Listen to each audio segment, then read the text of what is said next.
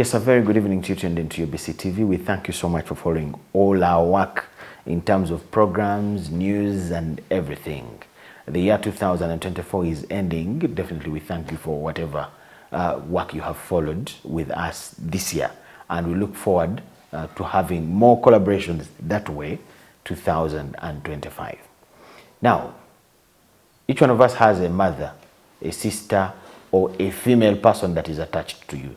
But there's so many people, so many of them that face different challenges, and there are those people that are in the play to ensure that these challenges are touched and solved, to ensure that a woman has a good life, has a smile, is protected, and all that. We call them women movement, women leaders, women advocates. They do a lot of things different to ensure that the woman is protected and is having a good life and a smile. It could be government, civil society, all that. And it's such people that we're going to talk to this evening. It is the Uganda Women Network. It is a non-government organization. We are going to get more about them. But our focus is more to do with women and poverty, gender-based violence, and violence against women in different ways. And our guest is Miss Suzan Achen. She's a programs coordinator, human rights, and access to justice. She will tell us more about what she does. Yes, Suzan, we're glad to have you on UBC TV. Thank you very much, Jordan. Good evening, viewers. Pleasure to be here. When we talk of women advocacy, everyone knows an advocate and what they do, but in this particular line of advocacy for women, what does it entail? When you were opening the show, you spoke about, you used a number of terms to describe, advocates, allies, etc. One thing you forgot to say is feminists. Okay. Feminist could also have fitted perfectly in that list of words that you used, because what you were trying to describe was anyone or an institution that supports the promotion of women and girls' rights. And anyone that has that support, anyone that lends their voice to the promotion of women's rights and girls' rights is actually a feminist. Okay. And many people do not know that their actions are feminist in nature. I just wanted to make that clarification. Can you give us examples of those actions? For example, if in your community you find there's a home where the girls are being kept at home deliberately to work, or they are being pulled out of school to provide support, labor, care, or even to get married, and you make that your business by bringing it to the attention of the family that, one, this is wrong because you're robbing this child An opportunity to go to school. the opportunity to go to school and better herself and become attractive as an employee or make her own money, and then you bring it to the attention of an authority, for example the police, the LC, or a child protection worker, and that child is actually taken out of that situation, your action has been feminist. Okay. Yes, it is basically about ensuring that the rights of women and girls are not abused, are not violated, they are not left behind. What are those rights? Some people misunderstand that word, rights. You realize that there are some people who think walking poorly dressed, that is their right, saying whatever they wish, be it unfit in the society where they are. I want to use an opportunity to get it from you on behalf of my viewer. What are these rights, and do some people really abuse them? I'm a feminist, I'm a feminist. Do people abuse that word? Or wherever they say it, it's right? Women's rights are human rights. The reason they are normally distinguished as women's rights is to bring added emphasis to the fact that even women and girls are entitled to certain to the enjoyment of certain aspects of life the same way as men and women and boys.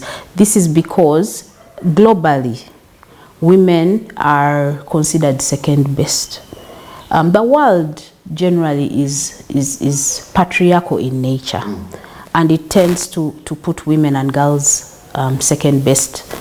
They are subordinated. There are norms and cultures that do not allow women to participate because of that hierarchy, you know. So that is why there is emphasis on women's rights, that they are the same, to be enjoyed the same way that men and boys would. Now, human rights are entitlements simply because you are human. Okay. The right to life, the right to health, the right to family, the right to freedom from torture, freedom from discrimination, you know, the right to enjoy a certain standard of living, simply because you are a human. Yes. Now, for women, the need for those rights to be emphasized is more because of what I've told you, the subordination of women, but also because of the social, economic, cultural setup of our community that is going to create an imbalance in power, an imbalance in relations, and because of that there's inequality. So if you are at the margins of society, you know, you are not going to access those rights the same way as another person. Persons living with disability cannot participate. It is harder for them to participate Fully, like people with no disability. Yes. Anything. Because if it is something physical, how are they going to reach there? You know, if we are being told we are going to march up to the Gombolola, because that is where seeds or resources under parish development model are being distributed, how are they going to reach there? But if that day there is an official from the ministry who has come to explain to the population how to access a government program, and there's somebody with a hearing difficulty, how are they going to access that information, you know? So that is why it is very important to emphasize rights for different categories of people in our society. Now, the word to give them a platform, to create equity so that they can participate as much as others. Yes. Now, the word feminist and feminism has been given a negative connotation because it's perceived to be a disruption, a dismantling of patriarchal standards, a dismantling of decades, of centuries old social structures, and it is viewed as a terrible thing. But if you study the history of feminism and the principles of feminism, it is really just to see that women and girls are supported as much as boys and men. Of course, there are extremities, and that is now where sometimes some individuals may go overboard, you know. And there is a distinction between what is a right and what is not, which is dictated by law, by policy, but even just social behavior. Societies have norms and values and behavior which clearly demarcate what is antisocial, what is unacceptable, and what is acceptable, what is morally right and what is wrong. So not everything can be claimed to be a right. What is the state of affairs in as far as women advocacy and gender equality issues is concerned in Uganda right now, as we end 2024? If we had a scorecard of out of 10, how much would you give Uganda? Let me refer to some statistics around gender equality. Yes. If you look at our leadership structures in the country, if I may start with the parliament, women in parliament constitute 33.8%. 33.8% of the 550 or so members of parliament. 130 around. Thereabouts. In cabinet, women are nearly half. I think it's 45%. If you break it down further to state ministers and cabinet ministers, we are nearly at the half mark. Yes. I think the state ministers are 24 out of 50. We appear to be doing well. The same parity, near parity, is also seen in the judiciary. There's been a recruitment of female judicial officers that has brought it nearly to the same number as men, that is in leadership. If you look at statistics coming from the education sector, they will tell you that at enrollment in primary school, there's absolute, 50-50. I think we had even at one point exceeded, more girls were being enrolled. And that was those were because of deliberate efforts, the provision of USE and other efforts to make sure that girls can actually enroll in school. But when you come to look at completion at P7, the numbers have dropped drastically. Only about a third of girls that have enrolled in P1 are sitting P7. Okay. So while we see growth, progress towards parity, it is in the detail. Yes. It is in the detail that you will actually realize that we are not doing very well in terms of gender equality. Because gender equality is not about, statistically, are there other areas you can cite, or it is just in the education line that having a good number not making it from P1 to P7? Those are just some of the examples that I was citing. Yes, if I went to some other sectors, I think you will actually see that we are not doing so well. Yes, but we need to look at equality in terms, not as a very clear balance, but preferably in the sense of equity, fairness,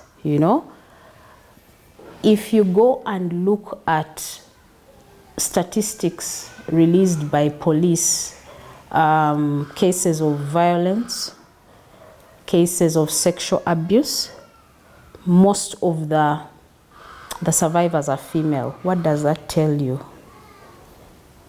If you look at statistics that show in poverty, that show ownership of assets and property, most of them are male. What does that tell you? It means that women are still lagging behind. So it's in the detail that we have to pay very keen attention. Okay. Yes.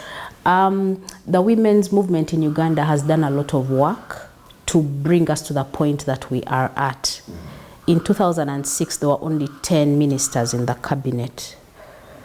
Today we have nearly 50 ministers out of the, I think, a little over 100 ministers in Uganda. Yes, so we've definitely made progress. And a lot of that is because of the role that the women's movement has played, that women's rights activists, wherever they are, whomever they may be, have played.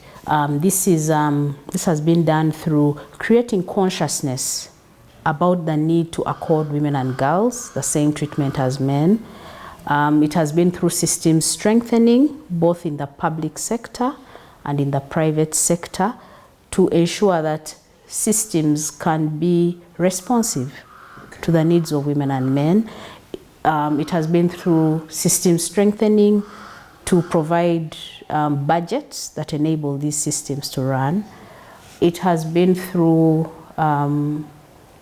providing actual support to women and girls, education support, skilling, vocational skilling, for example, protection, legal services. What do you think explains this? Let's start with looking at the example of the school dropout, the example of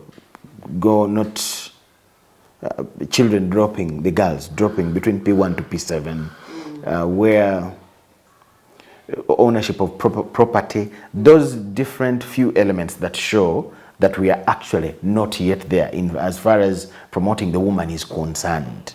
What do you think explains that? There are many things that explain inequality against women. In our Ugandan context in particular, there is the patriarchy that I already mentioned that places women and girls at the bottom tier in society.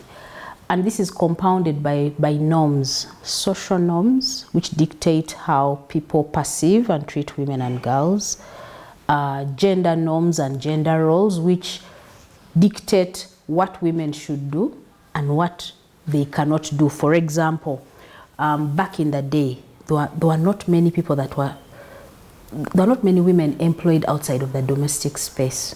Okay. Women were confined in homes because the gender construct is that women stay at home, have children, mother them, manage your home. Yep. And the man goes and brings back the bacon. But times have changed. And now more women are participating outside of the domestic sphere, whether they are in paid employment, whether they are self-employed, whether they are in leadership, in different leadership spaces. So gender roles and gender norms also have an impact on how on how women's rights are going to be protected or abused. Social norms which now lead to harmful practices. For example, child marriage. I don't even want to call it marriage because it's not marriage. What is it? That's a criminal offense. Anyone under the age of 18 is not expected to enter a union called marriage. So it's not a marriage. It is defilement. Yes. Yes. But there are norms in parts of Uganda. I'll give an example of Busoga. Child marriage is common in certain parts of Busoga, very common. Yes. And that is going to affect the future of a girl.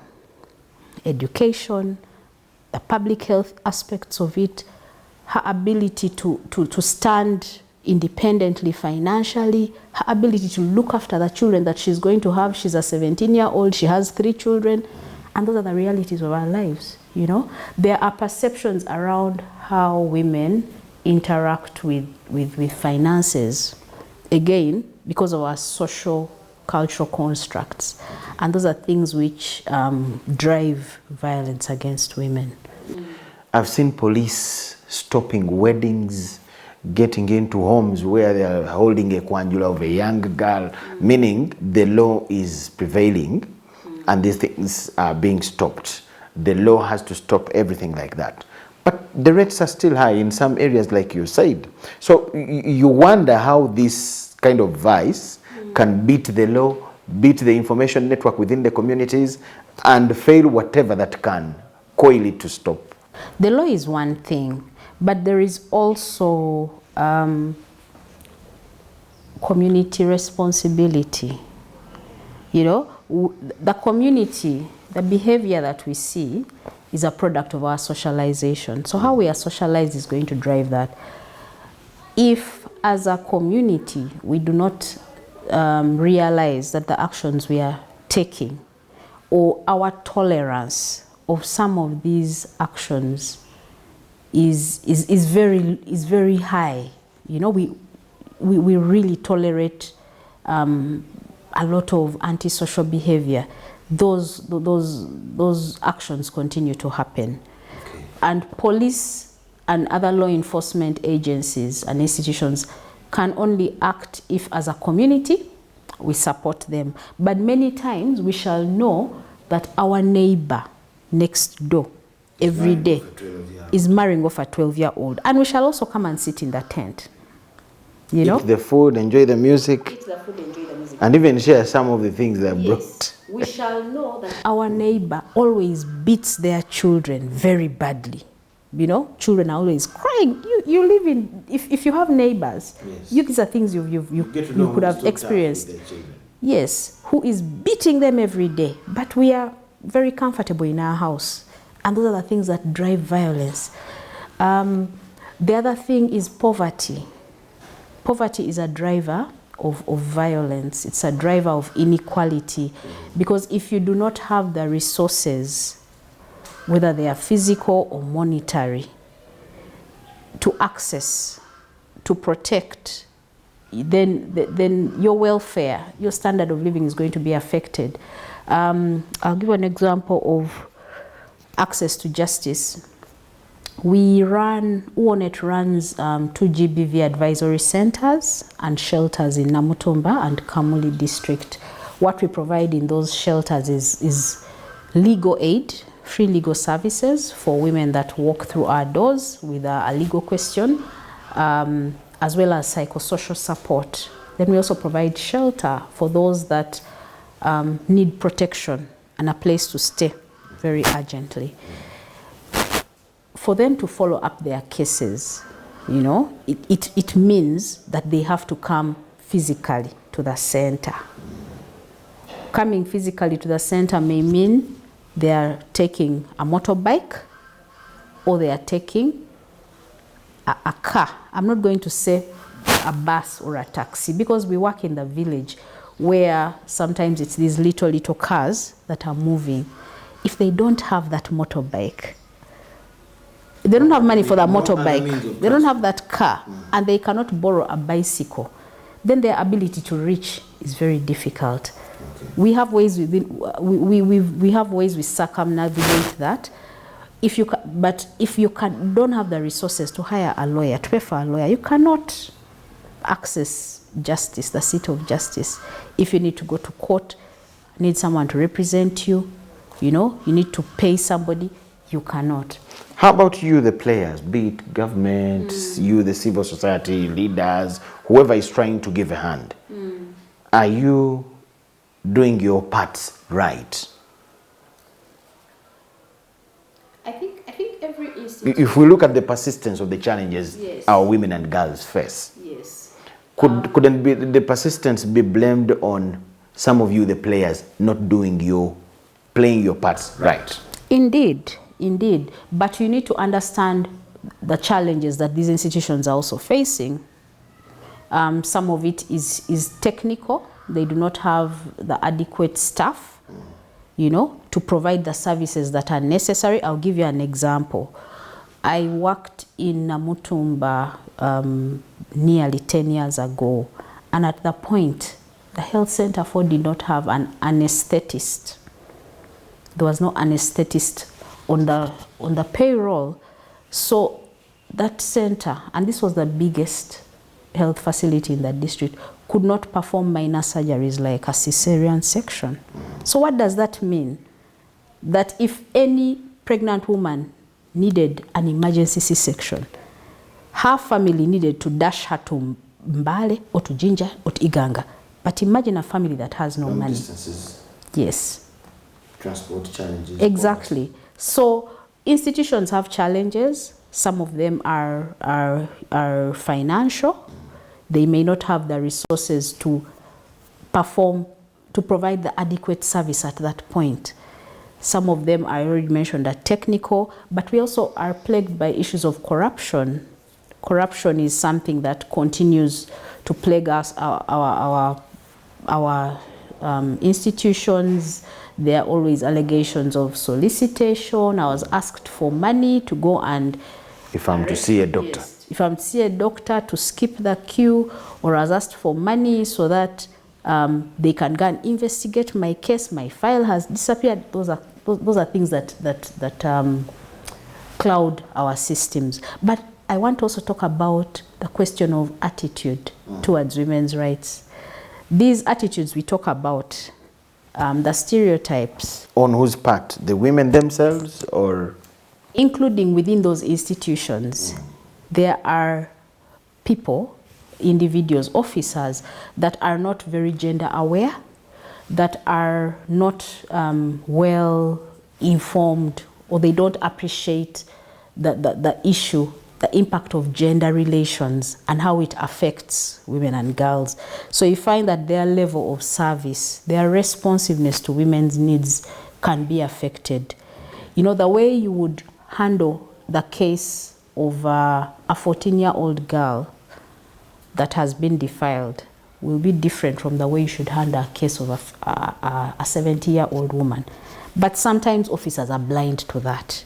And they don't handle it the right way. They don't handle it the right way. Sometimes they do not appreciate the question of power imbalance.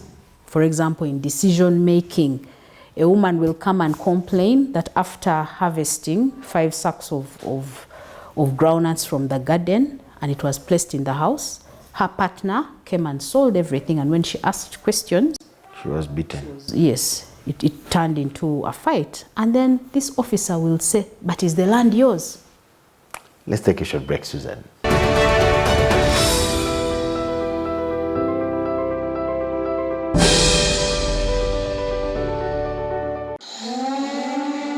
Do you hear it? Do you see it? In Uganda, Tanzania. That's the sound of business in a developing economy.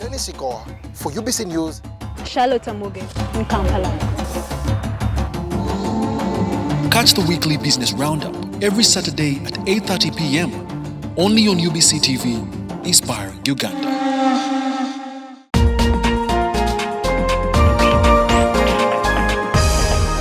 Every marriage has 100% chances of succeeding. You know why? Because God created marriage, and God never creates failure, and God never designs anything to fail. Every marriage has 100% chances of succeeding.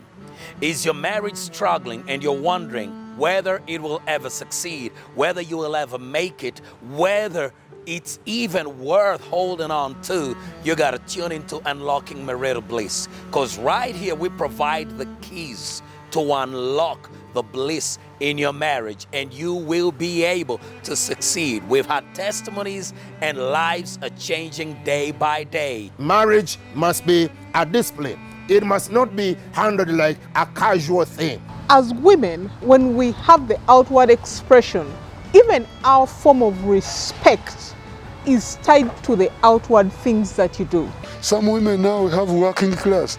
They don't know how to handle their husbands because the marriage has become like question and answer marriage. Do you have any tea? Don't you have hands to prepare it? Why have you come back late? Did I take your blanket? It's question and answer marriage. Not any other place, but every Sunday, 3 p.m., right here at UBC, with the one and only Cyrus Rod, not any other. Unlocking Marital Bliss.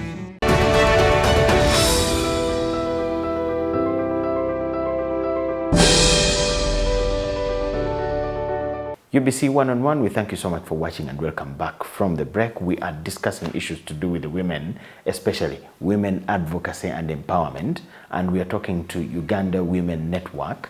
Our guest is Miss Suzan Achen, the Programs Director, Advocacy.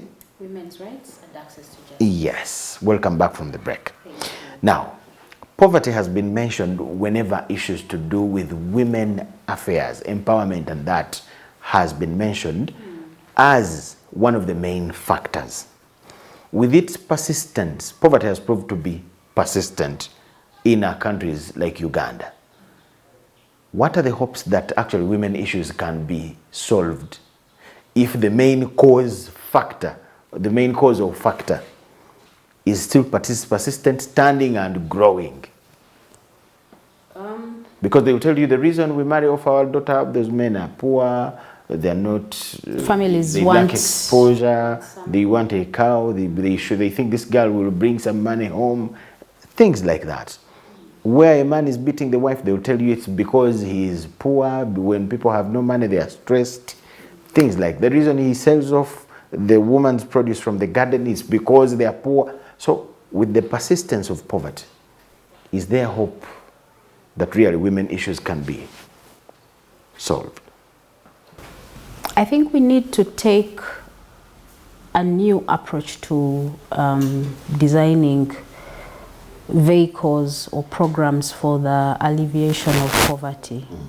In 2020, the Uganda Bureau of Statistics released a report, a multi-dimensional poverty index, that shows the extent the severity and the frequency of deprivation. That report is very interesting. It used 4 parameters: education, health, employment and financial inclusion, and living standards. And I think it's important for people to understand how poverty is assessed, and then we can start to think about poverty more seriously. If, for example, under the education parameter, a household was found to have a child who at the age of 14 had not completed 6 years of education, that house is considered poor. In these days of USE and UPE, why isn't a child in school? If a child between the age of 4 and of 6 and 18 was not in school, that household is considered poor. Be it due to negligence and things like that. For whatever reason. If a household has children involved in child labor, that household is considered poor. So why are children involved in child labor? Sometimes it's not because they lack, it's because their parents need extra hands, you know? So what is the opportunity cost for that household? The child staying to work, or, you know, the parents not making as much money as they could. Now, it is that, I think one of the things that we need to change as a country is the mindset around some of the development agenda, like health and poverty, health and education. And for me, I think we need to look at the role of women in those areas. Okay. As much as possible, if women, because they're the ones that hold, you know, women's rights are intertwined. You know, the right, a woman's ability to access health care impacts very heavily on the welfare of her family. A woman that is sick, that cannot go to the garden, cannot cook for her child because there is no food. Yes, so women's rights are intertwined. If, as a country, there can be a focus on addressing some of the basics, health, access to water, you know, access to land. Land is a huge factor for welfare, because you have where to live with your family, you can grow food, you know, you are not destitute in that sense. Some of those things are what are going to make to shift the needle on poverty. But we also have to understand the social issues around women and access to the resources for economic development. What are those? I already spoke about social norms. Yes. There are social norms around whether women should work, whether women should own property. I'm sure you've heard the expression, property cannot own property. You know? Yes. Because it is perceived that women don't own property. Because they are also owned. They are also owned. If bridal marriage gifts have been brought to your father's home, yes, in some cultures you are considered something they bought already. Yes. So when you go there, you cannot start saying you are treated like any other property. Exactly. It happens. It is a lived reality of many women. Yes. You know, there are perceptions about whether women should work. There are families that have educated their daughters to the very highest level of education, but when they go into a marital union, there's a discussion that ends up in her sitting at home, because that is what is expected culturally. There are decisions. If she starts work, even the husband can come and report to her parents, and they will blame her for going for work. Yes. True. There are sentiments around women and money. When a woman gets money, she becomes big-headed. I was in a meeting recently. It was a meeting with MPs, and one of the MPs said, when your wife starts making a lot of money, control her. Control her, because she's going to become unmanageable. Now, those perceptions are more common than you would imagine. What if some of them are genuine? even as I say this, it is not to say that there are cases where a woman is going to abuse her economic power, her economic strength, her economic muscle. They are there. But I think we need to look at the big picture. What does it mean for a woman to be economically independent? And what is it that is going to enable her to be economically independent? Does she have education? Education that is going to turn into an income, a household income. You know, is she skilled in some way? Can she participate in decision making around resources? During the compensation of land process for the standard gauge railway, again, this was nearly 10 years ago. I was still in Busoga region. There were families where, when the discussions for compensations were happening with the standard gauge railway officials, the women would not be in the room. You know, but what do our laws say about family land, where the family derives its subsistence? You know, women must be in those decision-making spaces. You'll find that compensation would happen, and this man, sometimes it would be a brother, it would not even be a father, it would be a brother who would receive the compensation and use it as he would please. And yet there's a whole household that needs to be settled somewhere. Yes. The cases were many that we handled where men have received the compensation and they have gone and spent it. In the worst cases, they had gone and bought land somewhere else and abandoned this family. To replace what had been taken by the gauge railway.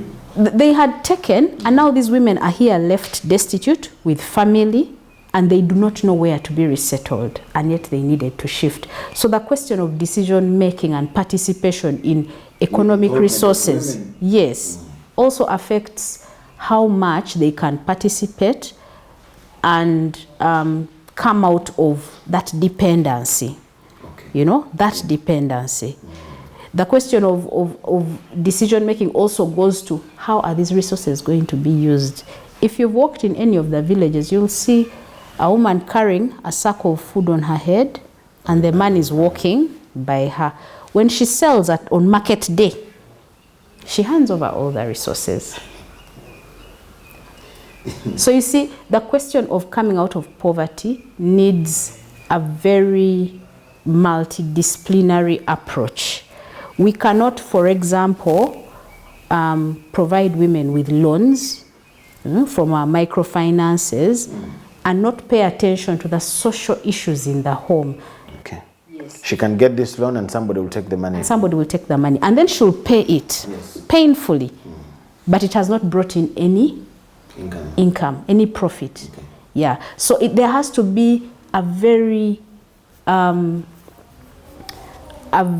deliberate effort to get women out of poverty. That is not to undermine all the efforts that are being made by different actors, particularly government. Government has put in place programs like the Uganda Women's Entrepreneurship Program, Youth Livelihood Program, Emyoga. Right now we have the Parish Development Model. There's also a new program that has commenced called Generating Growth Opportunities for Women.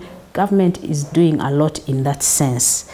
But there is a disconnect sometimes, many times, between the provision of that input and how it is managed, but also the decisions made around it. Let's talk about the gender-based violence. Isn't it here to stay? In your view, how do you help victims? I wouldn't like to answer in the affirmative, but unfortunately statistics show that the trends of gender-based violence do not really seem to be reducing. They don't really seem to be reducing. If you look at the police annual crime report, those are the cases at the forefront. Yes. And in big numbers. And in big numbers. What can be done? It's many things. It is many things. Share a few. It has to be multi-sectoral. One of them, I think, is really continuous creation of awareness about the different forms of violence, and that it must not happen. When I talk about the forms of violence, many times we do not know that what is going on is actually a form of violence. Yes, we don't know that what is going on is a form of violence. We have what has recently emerged, online gender-based violence. Yes, online gender-based violence, where people harass. I could continuously send you messages or pictures or information online using my phone or using a computer constantly, and at a certain point it starts to affect me.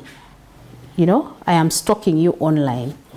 We've seen commonly in Uganda the sharing of people's nude photographs by partners. That is a form of violence. But what do we do when we receive such photographs or such content? What do we laugh it off, and it goes that way? I quickly share with you, and we laugh it off, and we do not know that we are perpetrating it. We do not know that we are enabling it to happen. We don't know we are enabling it to happen. The discussions, the mob justice, when an issue is being discussed online, and we are bashing an individual who has come up to complain or who has broken the silence of violence, and we are bashing, blaming, re-victimizing, that is a form of violence. We do not know that we are perpetrating it. So one of the things that has happened in Uganda in the last nearly a decade is the emergence of new forms of violence, which as a country we are not yet ready to adequately address, because we do not even have, we have recently developed passed laws, for example, the Computer Misuse Act, that is intended to manage those, but we are not doing it the right way, possibly because we don't yet know, Violence continues to persist because, again, social norms, poverty which drives it, corruption, resources. But one of the things that could actually help a lot would be the resourcing of institutions intended to prevent and respond to violence. If you look at recently, one of our sister organizations, Forum for Women in Democracy, released a report. It was titled Budgeting for Peace.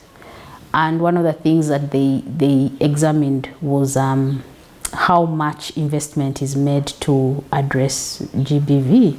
And they noted that in the last 4 years, since 2024, the budgets have steadily reduced, towards, for example, the Uganda Police Force, the Ministry of Gender, Labour and Social Development, institutions that are meant to pay keen attention there. Yes. If we do not have the adequate resources, and resources are different and many, then we cannot adequately respond or prevent violence.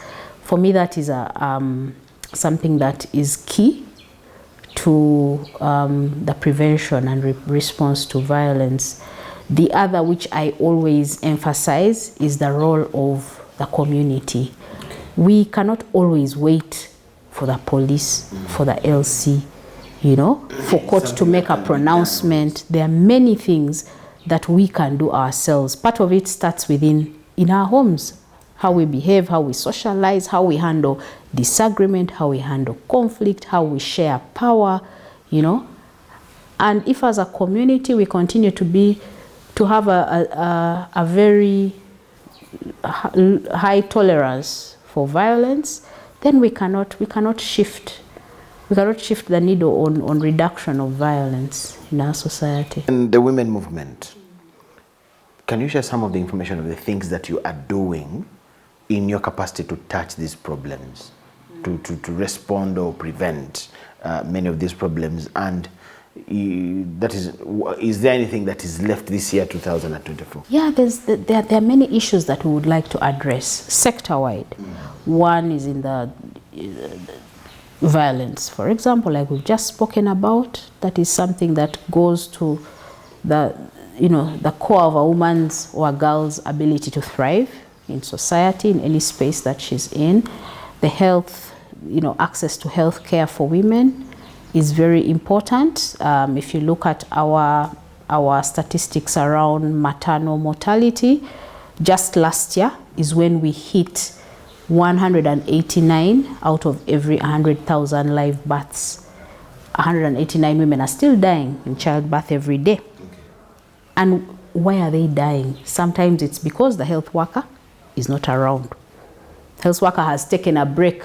This midwife has worked day, night, day, 3 shifts without rest. She's exhausted. And the third day that she chooses to take a rest is when this emergency case comes and she's not energetic enough. He or she's not energetic enough to handle that case, So the health sector is one that is very important for women, particularly in sexual and reproductive health rights. The question of education for girls is one that really needs a lot of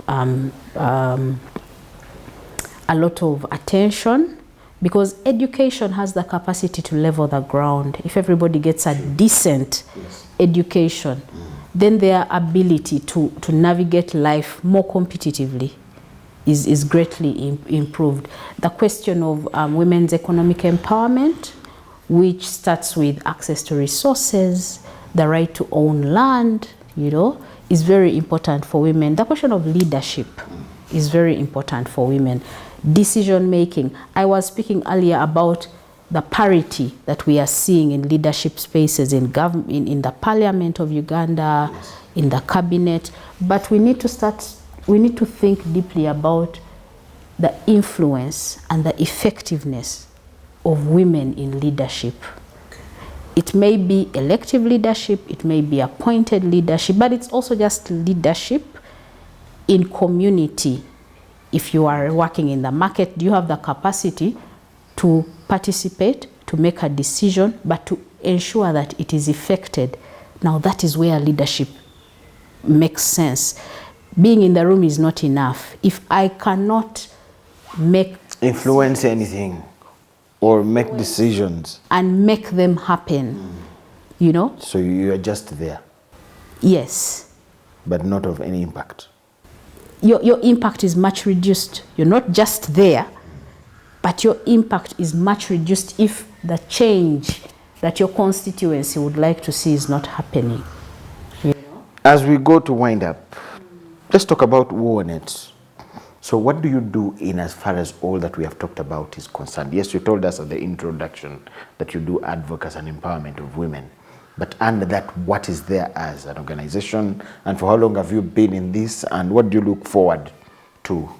So the story of UWONET's conception is an interesting one. In 1995 or 1993, 30 years ago, there was a world conference that had been organized in Beijing, China, to discuss women's rights. Big conference, bringing together different categories, stakeholders, to discuss the question of women's rights.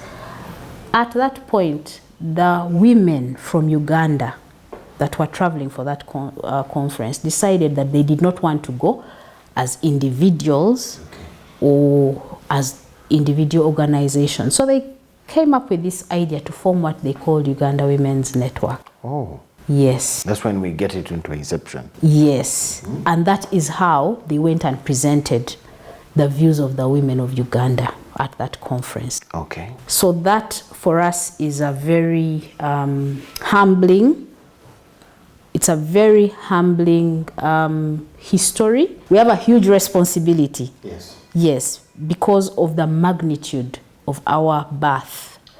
Yes, we are 30 years old this year, as is the Beijing Platform and Declaration for Action on Women's Rights. That is a landmark women's rights instrument. It has different pillars that speak about all the things we've spoken about: women in poverty, women in armed conflict, the girl child, women's rights, women and power, women and economic development, all of them, everything we've talked about here today. And every 5 years, the country reports to the UN on how far we've progressed on achieving those 12 pillars of the Beijing Platform and Declaration for Action. So UWONET also speaks, our work speaks directly to that. We have 3 strategic pillars. One is galvanizing women's leadership, because we believe that women in leadership and those that can articulate needs of women and influence change for the promotion and protection of women's rights is very important in achieving fairness between men and women. The second pillar is women's economic agency and transformation for the achievement of gender equality and women's empowerment, because economic independence is a huge leveler of equality. It is a driver for protection of rights. It will enable other people, particularly women and girls, to achieve, to enjoy, to access all these entitlements that we are speaking about. Then we also have a pillar on knowledge learning, voice and accountability, which anchors our research component. One of the things that we do is research on different cross-cutting issues, because for you to advocate convincingly, you need to have facts, you need to have data and statistics, but also for you to advocate for issues around women's rights, you need to show that it actually exists in your community. Many times people have this perception that, no, that thing you are doing is because you have a development partner that is giving you money. That is a borrowed concept. That's a Chizungu thing. It doesn't happen here. So we do a lot of research to get relatable data from our Ugandan context. Knowledge learning, voice and accountability is also where the access to justice falls. And that is where we have the GBV advisory centers and shelters that provide legal, psychosocial, and shelter protection services for women and girls. But we do not turn away men and boys when they walk through our doors. We also do a lot of policy advocacy for reform of laws that are responsive to the unique inequalities that women face. We also do a lot of engagement with decision makers, both the technical and elected decision makers, for them to be gender responsive in their planning, in development of budgets. Because if you don't plan for it, you're not going to allocate money for it. Yes. We also hold, UWONET has carved a niche for herself, and we are able to rally women's rights actors in different sectors at different levels. We are able to rally and collect numbers and voice for action around women's rights. And that's very important, because in that rallying, we are able to strengthen information sharing, we are able to strengthen solidarity, and we contribute towards keeping the women's movement vibrant in Uganda. What would be your last message to a woman watching us? Always support fellow women. Support women, support girls, protect fellow women, protect girls, but also do as much as possible, circumstances notwithstanding, to better yourself.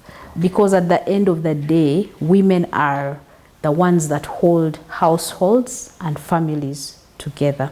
Thank you so much. Thank you. Her name is Suzan Achen. She's the programs manager Programs Coordinator, Women's Rights and Access to Justice. that is in the Uganda Women's Network. We've been discussing issues to do with women empowerment, women affairs, women out of poverty, gender-based violence. These are things we talk about every day, emphatically to see that they come to an end, but they persist.